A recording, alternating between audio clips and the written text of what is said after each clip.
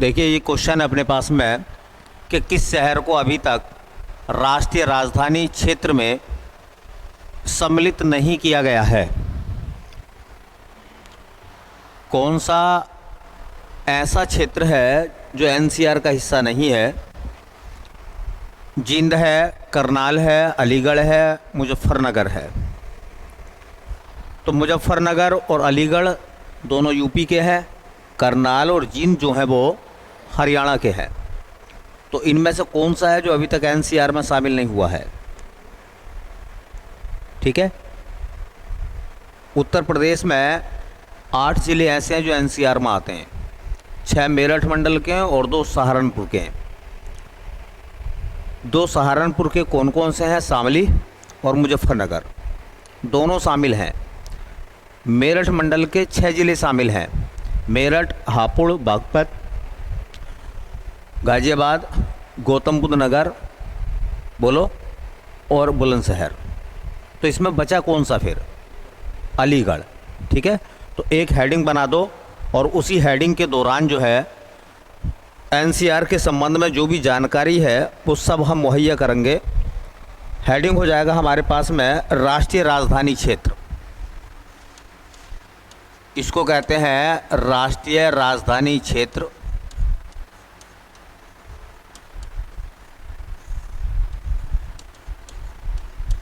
आपने नाम सुना होगा शॉर्टकट में एनसीआर।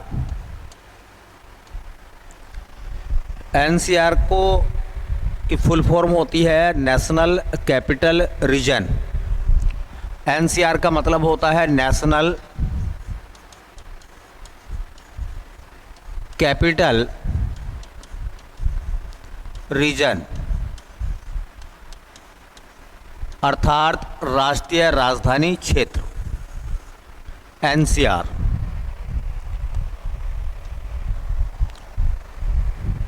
एक क्वेश्चन आता है संविधान के तहत, क्वेश्चन पूछा जाता है कि किस संविधान संशोधन अधिनियम के तहत दिल्ली को राष्ट्रीय राजधानी क्षेत्र का दर्जा दिया गया?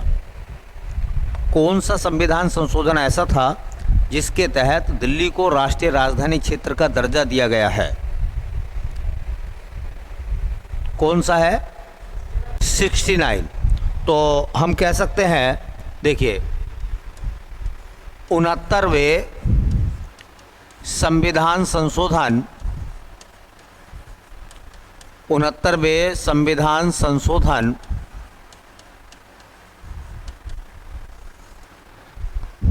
जो कि हुआ था 1991 में। 69वें संविधान संशोधन 1991 द्वारा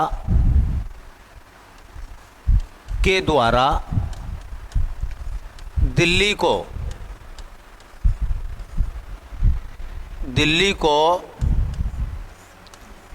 राष्ट्रीय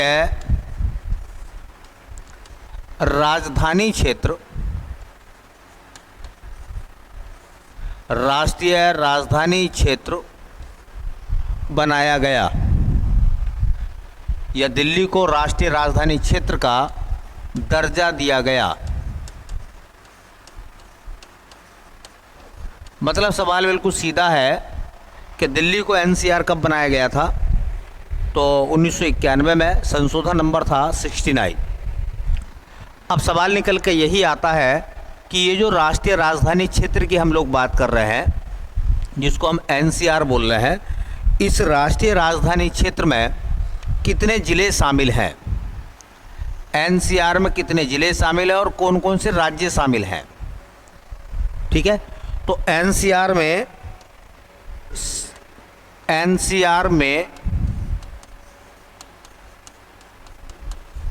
शामिल,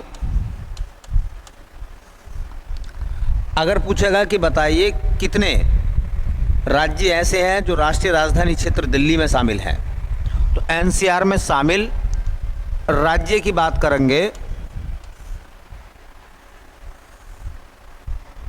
राष्ट्रीय राजधानी क्षेत्र दिल्ली में कौन कौन से राज्य शामिल हैं? ठीक है, तो दिल्ली तो है ही, दिल्ली के अतिरिक्त 3 राज्य शामिल हैं। देखिए 3 राज्य कौन कौन से शामिल हैं? दिल्ली के अतिरिक्त कितने राज्य हैं? 3। कौन कौन से शामिल हैं? देखो, एक शामिल है राजस्थान, और मैं ब्रैकेट में लिख रहा हूं राजस्थान के 2 जिले हैं। एनसीआर में राजस्थान के कितने ज़िले आते हैं? 2 ज़िले आते हैं एनसीआर में। एक अलवर है और दूसरा भरतपुर है। एनसीआर में राजस्थान के 2 ज़िले आते हैं, एक अलवर और एक भरतपुर। दूसरा, एनसीआर में शामिल जो दूसरा स्टेट है वो है हरियाणा। एनसीआर में जो हरियाणा है उसके 14 ज़िले शामिल हैं।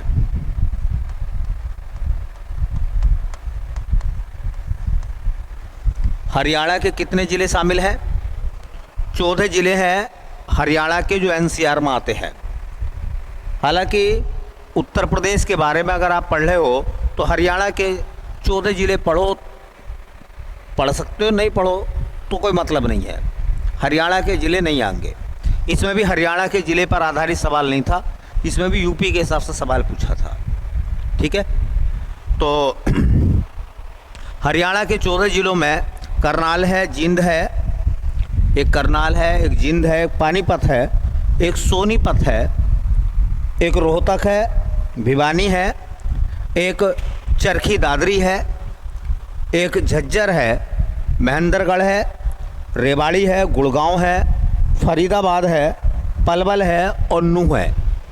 पलवल और नूह, तो उनको याद रखने की कोई ज़रूरत है नहीं। हम यूपी SSC की तैयारी कर रहे हैं, जूनियर असिस्टेंट की। ऐसा सवाल हरियाणा से नहीं पूछा जाएगा।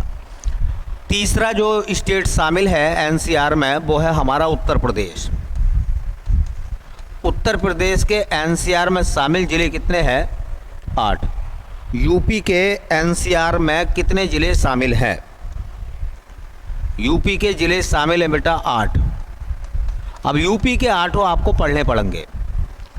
जैसे मैंने बताया है कि 6 मेरठ मंडल के हैं, तो 6 मेरठ मंडल के हैं। कौन कौन से? मेरठ 1, बागपत 2, शामली हापुड़ 3,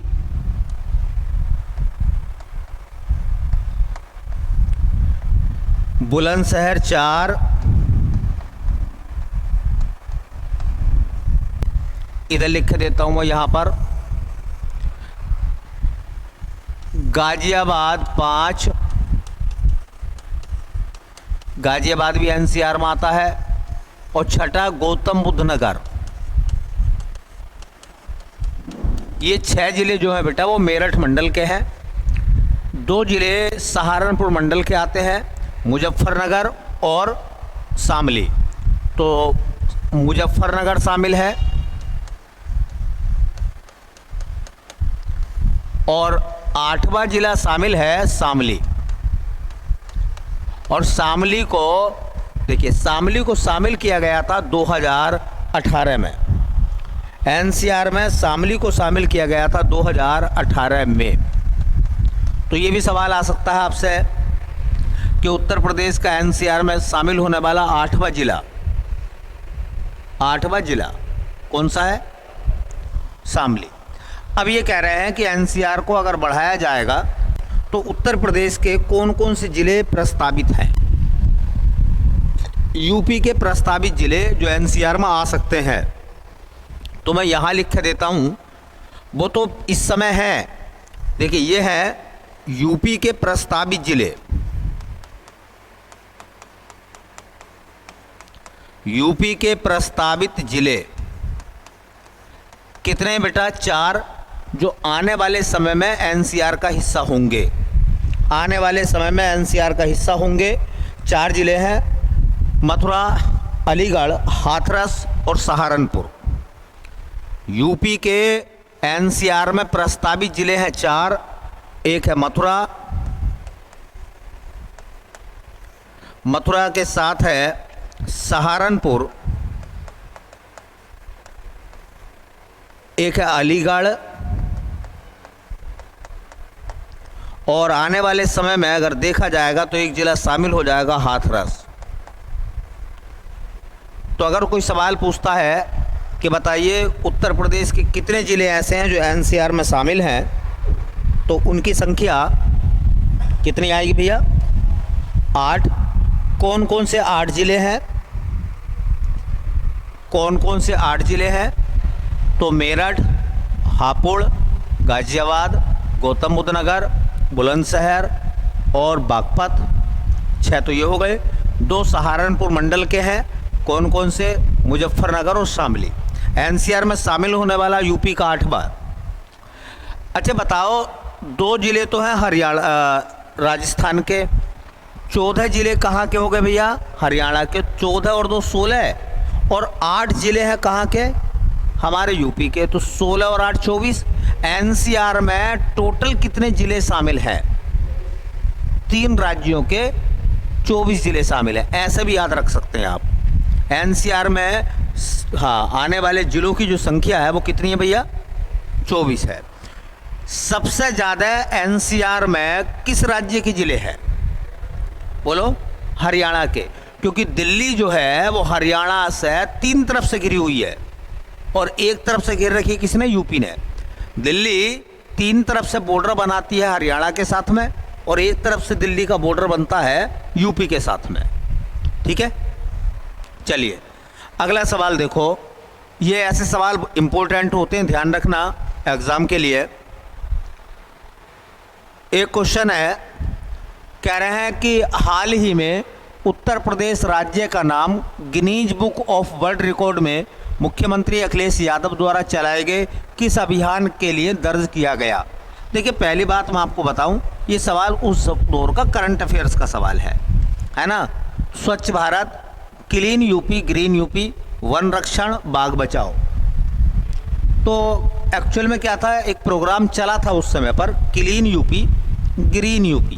ठीक है, तो ये उस समय का करंट का सवाल था। हालांकि अब आएगा नहीं ये सवाल, फिर भी नॉलेज के लिए लिखना चाहो तो आप 2 बातें लिख के काम ख़त्म कर सकते हो।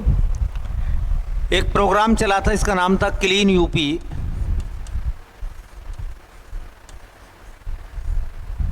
Clean UP, green UP.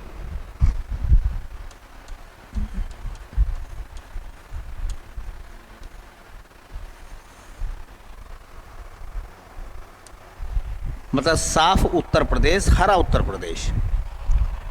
इस प्रोग्राम को शुरू किया गया था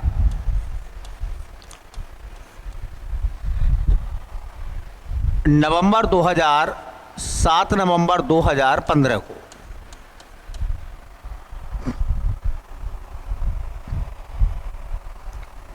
इस प्रोग्राम का संबंध किस चीज़ से था? तो इस प्रोग्राम का रिलेशन था पर्यावरण के अनुकूल कार्यों के बारे में जागरूकता फैलाना, इन्वायरमेंट के बारे में लोगों को जानकारी देना। तो पर्यावरण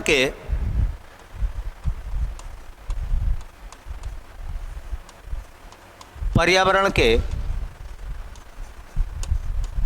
अनुकूल कार्यों, मतलब ऐसे कार्य जो पर्यावरण के अनुकूल हों, अनुकूल कार्यों के संबंध में जागरूकता बढ़ाना या जागरूकता फैलाना।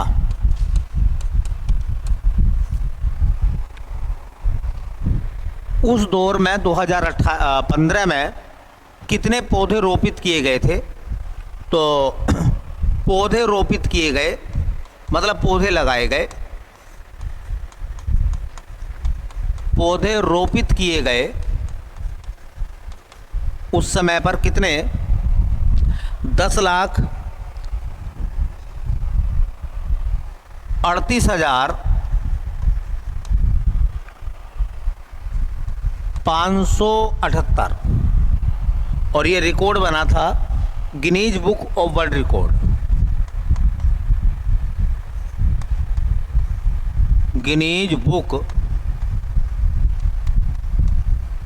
Of world record. ये उस समय का था, है ना। अब तो 22-23 करोड़ पौधे भी लगाए गए हैं, उससे बड़े बड़े रिकॉर्ड भी हैं अब। बस आप याद रखें, एक लाइन याद रखनी है, अगर याद रख सकते हो तो लाइन याद रखनी है कि clean UP green UP program कब शुरू हुआ था। बस या यूँ पूछेंगे कि क्लीन यूपी ग्रीन यूपी इस कार्यक्रम का संबंध किससे था? मानवाधिकार से, पर्यावरण संरक्षण से, है ना, या शहरीकरण परियोजना से, या इनमें से कोई विकल्प सही नहीं है, तो पर्यावरण से। हालांकि इतना इम्पोर्टेंट क्वेश्चन अब नहीं है, ये पूछा नहीं जाएगा। उस दौर में ये करंट में चला था, इसलिए पूछ लिया गया था। ठीक है, चलिए अगला सवाल देखिए।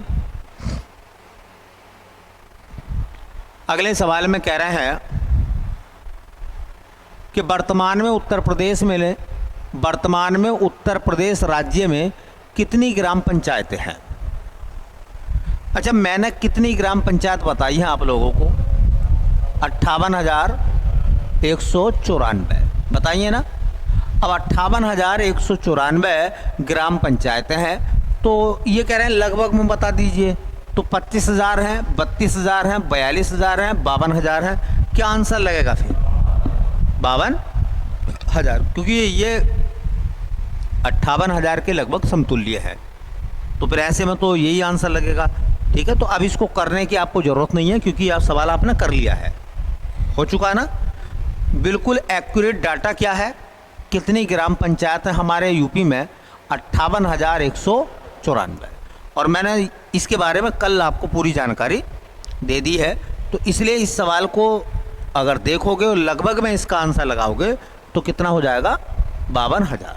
ठीक है, तो करना नहीं है ये, क्योंकि कल हमने कर लिया है इसके बारे में। ग्राम पंचायत के अंतर्गत या पंचायतों के अंतर्गत महिलाओं को कितने प्रतिशत का रिजर्वेशन है? यूपी में 33%। दूसरा सवाल, जो ग्राम पंचायत है उसमें एक ग्राम पंचायत में कितने वार्ड मेंबर हो सकते हैं? 7 से 17। 7 से कम नहीं होंगे और 17 से ज़्यादा नहीं होंगे। अच्छा, जो ग्राम पंचायत है उसमें प्रधान बनता है। प्रधान जो बनता है उसका चुनाव कैसा होता है?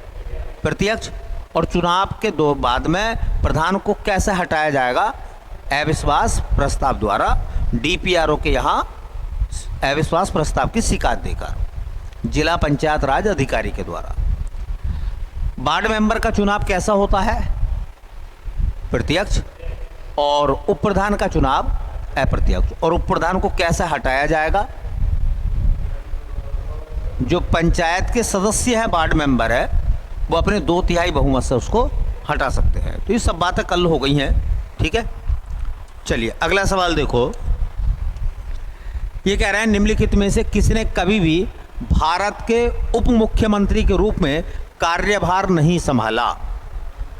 ऐसा कौन सा इनमें से व्यक्ति है जो अभी तक उप प्रधानमंत्री नहीं बना? Morarji Desai, Devilal, BP Singh, Lal Krishna Advani. Deputy prime minister बताओ कौन नहीं बना? तो वो है बीपी सिंह। विश्वनाथ प्रताप सिंह, बीपी सिंह प्रधानमंत्री बने हैं, लेकिन वो उप प्रधानमंत्री नहीं बने, क्योंकि क्या है ये? उप प्रधानमंत्री। तो बीपी सिंह प्रधानमंत्री बने हैं, विश्वनाथ प्रताप सिंह, लेकिन वो उप प्रधानमंत्री नहीं बने। तो एक तो आप हेडिंग बना दीजिए उप प्रधानमंत्री,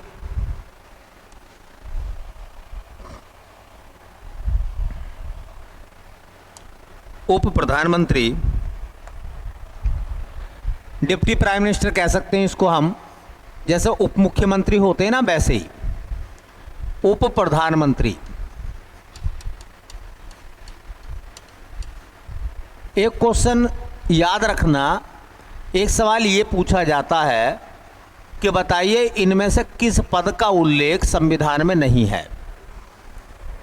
संविधान में उप मुख्यमंत्री और उप प्रधानमंत्री पद का उल्लेख नहीं है, ये नहीं बनाए जाते हैं, संवैधानिक पद नहीं है ये।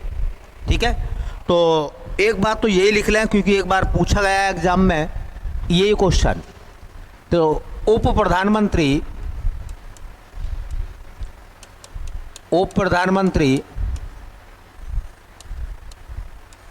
पद का उल्लेख संविधान में नहीं है,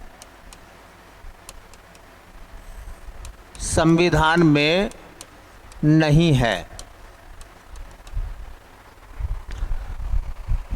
उप प्रधानमंत्री डिप्टी प्राइम मिनिस्टर जो एक पद बना दिया गया है, उसमें वो संवैधानिक पद नहीं है।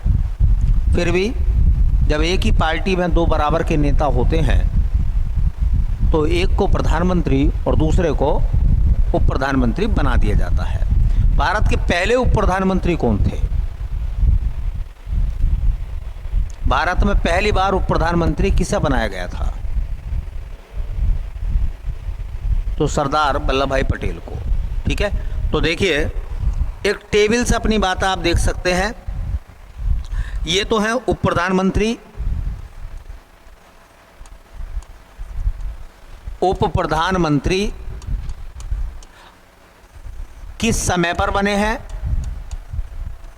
और जब ये उप प्रधानमंत्री बने हैं उस समय कौन प्रधानमंत्री था, किस प्रधानमंत्री के कार्यकाल में कौन कौन उप प्रधानमंत्री बनाए गए हैं। तो सबसे पहले जो उप प्रधानमंत्री बनाए गए थे वो सरदार वल्लभ भाई पटेल, सरदार वल्लभ भाई पटेल। कोई पूछेगा तुमसे तो जवाब देना कि भारत के पहले उप प्रधानमंत्री थे सरदार वल्लभ भाई पटेल। 1947 से 1950 तक बने, और जिस समय सरदार पटेल उप प्रधानमंत्री थे उस समय देश में प्रधानमंत्री थे जवाहरलाल नेहरू, JL नेहरू। JL नेहरू का मतलब हो जाएगा जे से जवाहर, लाल और है ना, L से लाल और N से हो जाएगा नेहरू, जवाहरलाल नेहरू।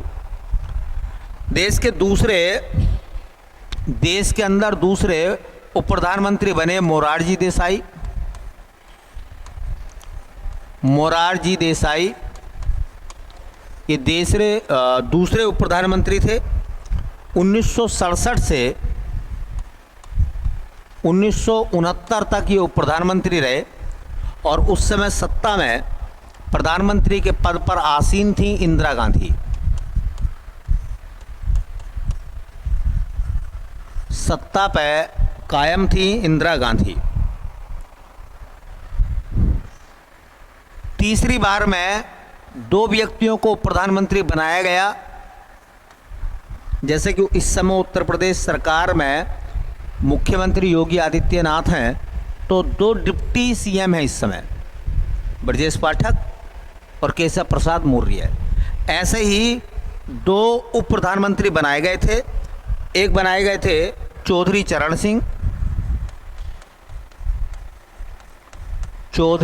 सिंह, ये वरिष्ठ बनाए गए थे, और इन्हीं के साथ में बनाया गया था जगजीवन राम, ये कनिष्ठ बनाए गए थे, और इन दोनों को एक साथ डिप्टी प्राइम मिनिस्टर बनाया गया था।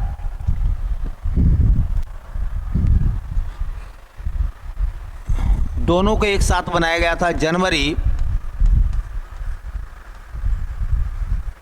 1979 से 79 से जुलाई 79 तक,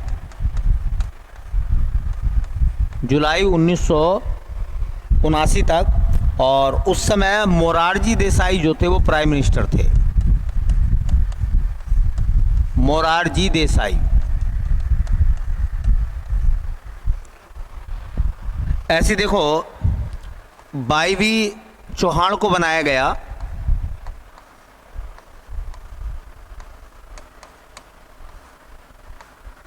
वो बने थे 1979 से 80 के बीच में, और उस समय प्रधानमंत्री थे चौधरी चरण सिंह।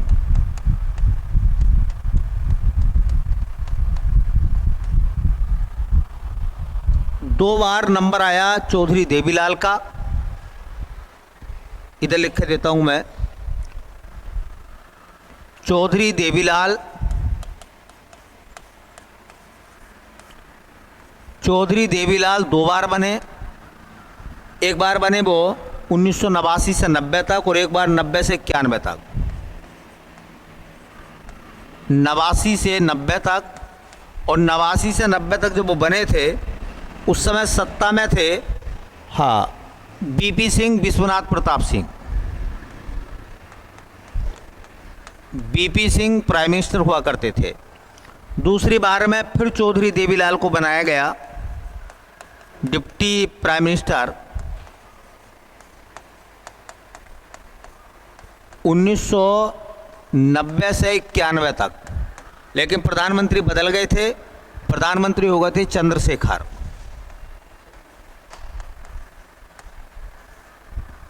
और उसके बाद में नंबर आया अटल बिहारी वाजपेयी का। अटल बिहारी वाजपेयी, अटल बिहारी वाजपेयी, एक मिनट, नंबर आया लाल कृष्ण आडवाणी का।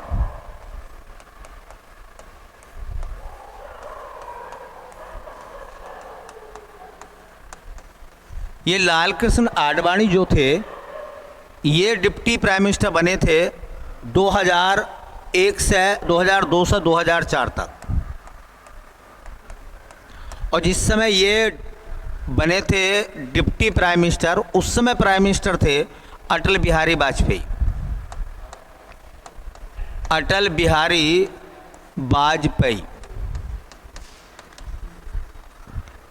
याद रखने के लिए बहुत सिंपल सी बात है, बड़े आराम से आप याद रख सकते हो।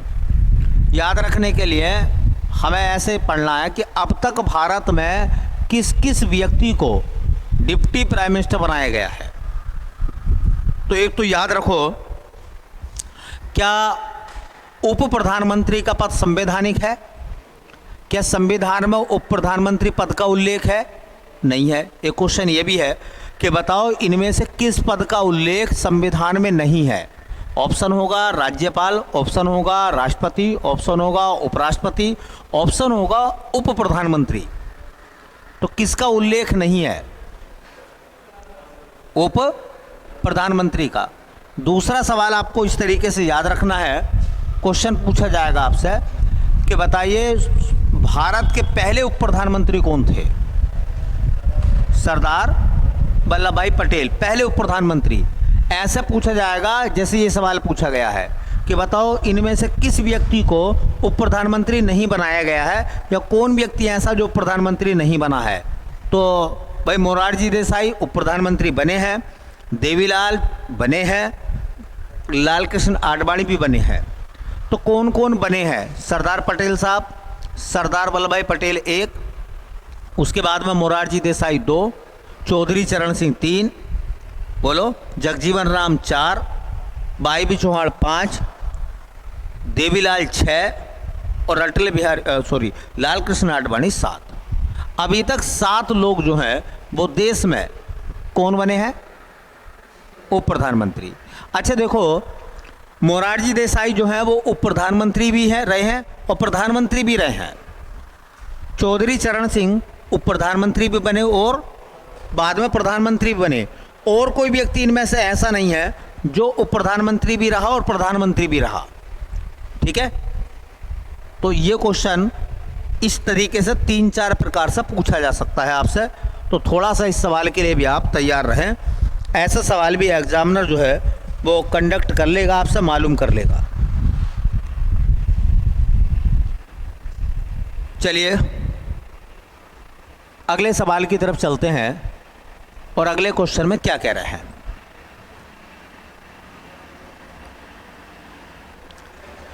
अगले सवाल में कह रहे हैं बेटा, किसी विधानसभा में भारत के संविधान के अनुसार कम से कम और अधिक से अधिक कितने सदस्य हो सकते हैं? विधानसभा में ज़्यादा से ज़्यादा कितने विधायक हो सकते हैं और किसी राज्य की विधानसभा में कम से कम कितने विधायक हो सकते हैं? तो ज़्यादा से ज़्यादा 500 और कम से कम 60। तो कम से कम 60। तो इस बात को आप दो तरीके से ऐसे लिख लीजिए। देखो, विधानसभा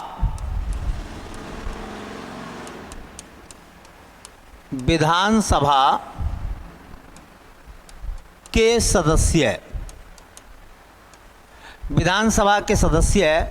न्यूनतम कितने हो सकते हैं? किसी राज्य की विधानसभा में न्यूनतम कितने सदस्य हो सकते हैं बेटा? 60। और अधिकतम कितने हो सकते हैं? किसी राज्य की विधानसभा में अधिकतम कितने मेंबर हो सकते हैं? एमएलओ की संख्या अधिक से अधिक 500 और कम से कम 60 ये होनी चाहिए संविधान के अनुसार। तो इस दृष्टि से हमारा आंसर लगेगा ऑप्शन नंबर डी आएगा।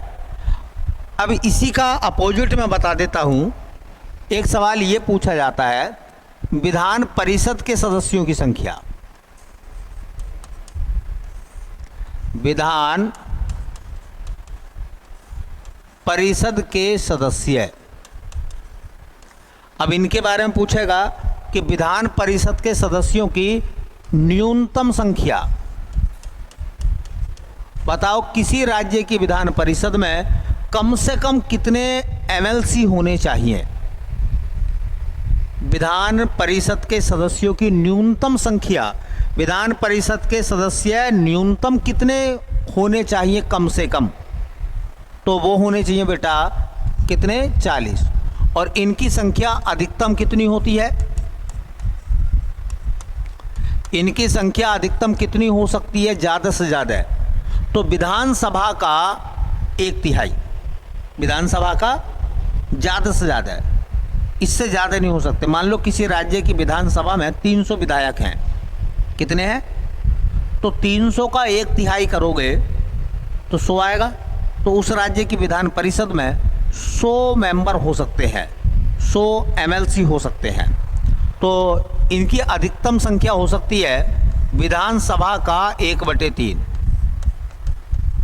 विधानसभा का 1/3, 1/3 को 1/3 भी कहते हैं। मैंने ब्रैकेट में लिख दिया 1/3, 1/3 या 1/3। अब ये सवाल यहाँ से भी पूछा गया है। एक बार सवाल ये पूछा जाता है कि विधान परिषद के सदस्यों की अधिकतम संख्या हो सकती है। पहला ऑप्शन, विधानसभा के सदस्यों की संख्या का 1/2 मतलब आधा। विधानसभा के सदस्यों की संख्या का 1/3 मतलब 1/3। विधानसभा के सदस्यों की संख्या का 1/4 मतलब 1/4 या 500। डी ऑप्शन में लिख दिया 500। तो क्या आंसर लगेगा बताओ? हम बात कर रहे हैं विधान परिषद के सदस्यों की अधिकतम संख्या का। तो क्या आएगा? किसका 1/3? विधानसभा का, विधानसभा का 1/3।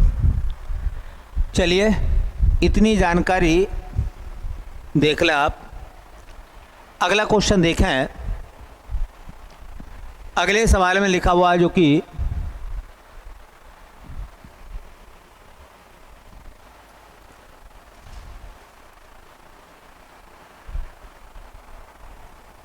देखो, ये कंप्यूटर का सवाल है। कह रहे हैं निम्न में से कंप्यूटर नेटवर्क में क्या अद्वितीय नहीं है? अद्वितीय कहते हैं, अनोखा भी कह सकते हैं उसे। कंप्यूटर, हाँ, कंप्यूटर नेटवर्क में क्या अद्वितीय नहीं है वो आपको बताना है। तो कह रहे हैं आईपी पता, आईपी एड्रेस तो होता कंप्यूटर में, ये कह रहे हैं अद्वितीय नहीं है। क्या चीज़ नहीं होती कंप्यूटर में? कंप्यूटर से संबंधित कौन सी चीज़ सही नहीं है इसमें?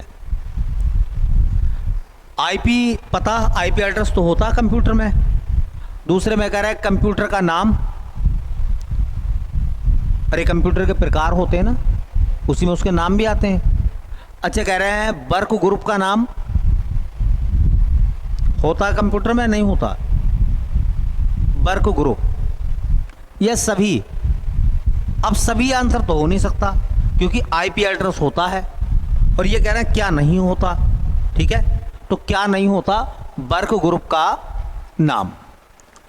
कह रहे हैं कंप्यूटर नेटवर्क में क्या अद्वितीय नहीं होता, क्या अनोखा नहीं है, क्या शामिल नहीं है उसमें? तो वर्क ग्रुप का नाम।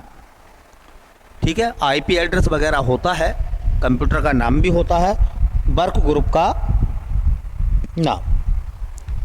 चलिए, ये कंप्यूटर का जनरली सवाल था।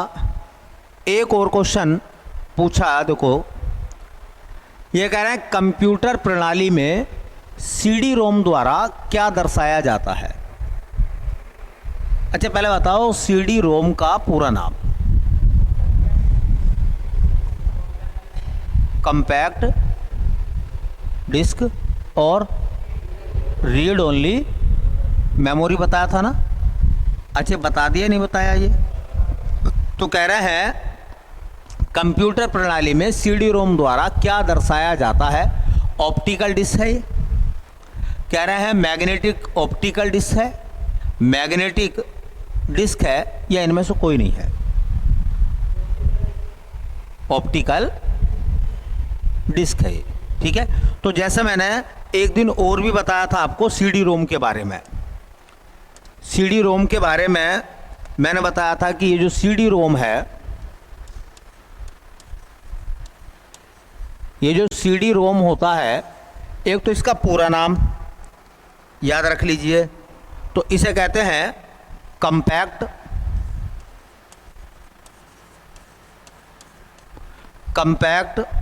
Disc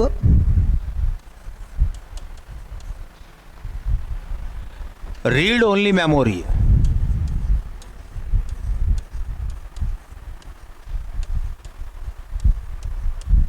read only memory. इसके बारे में एक बात मैंने और बताई थी, यह कंप्यूटर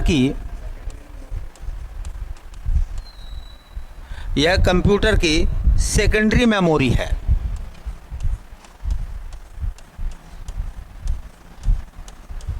सेकेंडरी मेमोरी है। ये लाइन भी मैंने बता दी थी आपको, सेकेंडरी मेमोरी बोलते हैं इसी को। हाँ, यह ऑप्टिकल कंपैक्ट डिस्क होती है।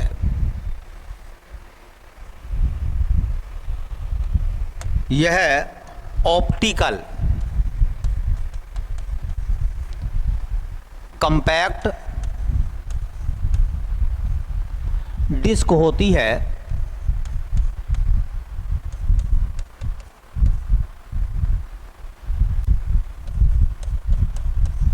मतलब ये मैग्नेटिक डिस्क नहीं है, बल्कि ये मैग्नेटिक नहीं है, मैग्नेटिक वर्ड नहीं है, बल्कि ऑप्टिकल है।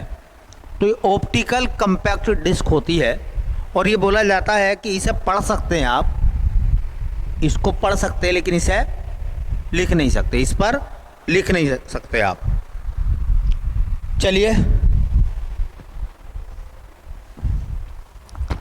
हालांकि ये सवाल आ ही गया था पहले भी सीडी रोम के बारे में। सीडी रोम का पूरा नाम होता है compact disc read only memory. Computer की सेकेंडरी मेमोरी है, जबकि रोम कैसी है? प्राइमरी। यह ऑप्टिकल कंपैक्ट डिस्क होती है, मतलब ऑप्टिकल है ये, मैग्नेटिक नहीं है। ठीक है, चलिए अगले सवाल में कह रहे हैं, देखो ये कुछ फाइलें होती हैं इस प्रकार से, माइक्रोसॉफ्ट एक्सेल की कंप्यूटर फाइल को किस प्रकार नाम दिया जाता है? सबने कंप्यूटर पढ़ रखा है।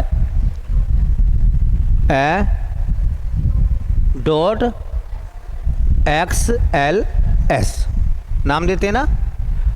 जो एक्सेल पे फाइल बनती है, माइक्रोसॉफ्ट एक्सेल की कंप्यूटर फाइल को कौन सा नाम दिया जाता है?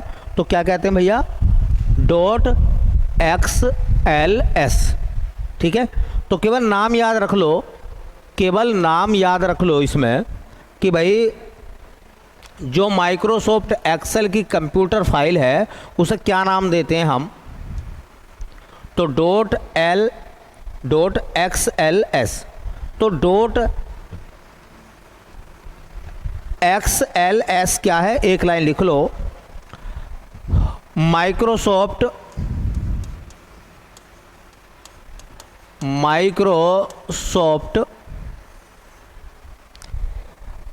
एक्सेल की कंप्यूटर फाइल।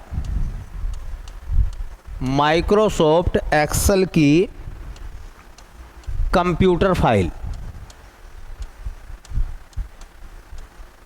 माइक्रोसॉफ्ट एक्सेल की कंप्यूटर फाइल का नाम क्या है?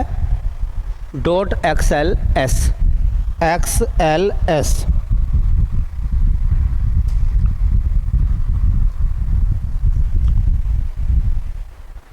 ठीक है, चलिए बाकी देखते हैं बेटा, बाकी देखते हैं कल, है ना। तो जितने भी सवाल आपको पढ़ा दिए जाते हैं उन सवालों को बहुत अच्छे से तैयार करें आप।